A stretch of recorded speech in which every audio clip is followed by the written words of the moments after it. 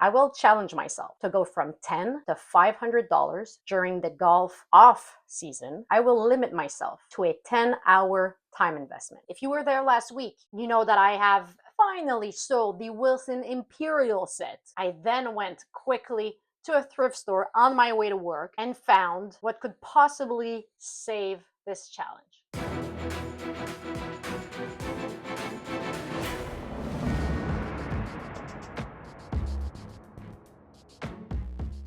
I know a lot of you were waiting for the next move, and honestly, I kind of think that this one will save the challenge. So at first glance, I wasn't really interested in that old brown bag. It was full of worthless clubs. I did see this one, a Wright Ditson 5-iron, but already then Wright Ditsons are not high-end collectibles. This solo iron wasn't much. But then going through the bunch of clubs, I found the 3-iron, the 7-iron, the 9-iron, and even a chipper. So right away, I saw that I had something. I had a full half set with an extra chipper. And as a bonus, another bag and some worthless clubs that I might sell as a batch for maybe $5 to $10. Because for $40, and at this thrift store, they don't charge taxes, I got a half set plus a chipper of Wright Ditsons that are right on the edge between vintage and antique.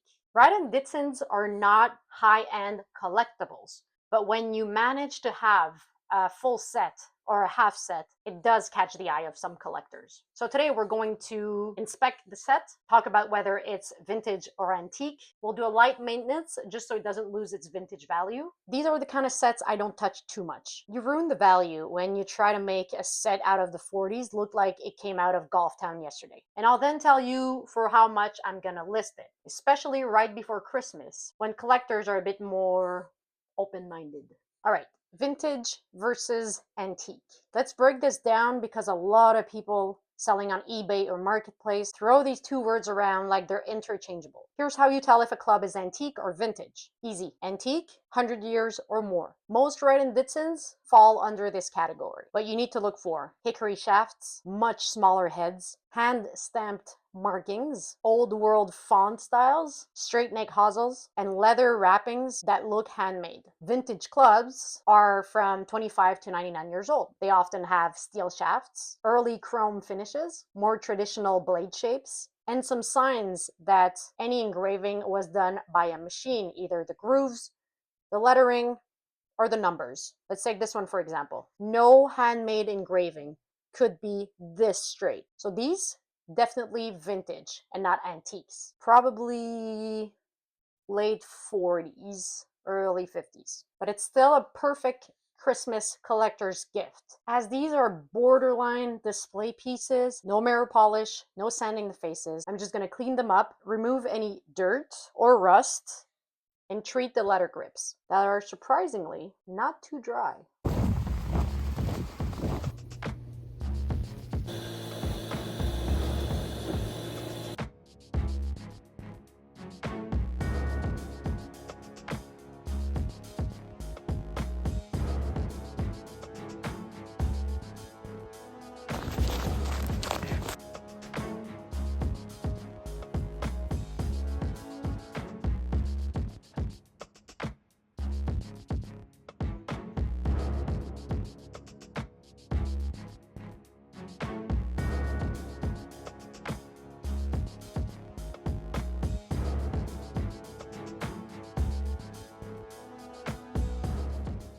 Okay, so Wright Ditsons don't move like this year's new Callaways, but collectors love to see full sets or full half sets, especially right before Christmas. So for this challenge, I'm gonna list the full set for $140. We'll wait 48 hours to see if anyone views, or even better, saves the ad. And if nothing moves in 48 hours, I will bring the price down to $125. Let me know in the comments if you think this price is right. So here's where we're at. At the beginning of this video, the flip jar was at $43.11. We are now at $3.11. We're also waiting to sell the hand-painted brass putter and the Cooper vintage golf bag the Wilson Imperials were in. And of course, we now own the Wright and Ditson half set and a bunch of other worthless clubs. Stick around, I'll update you as soon as the Wright and Ditsons sell. See you next time.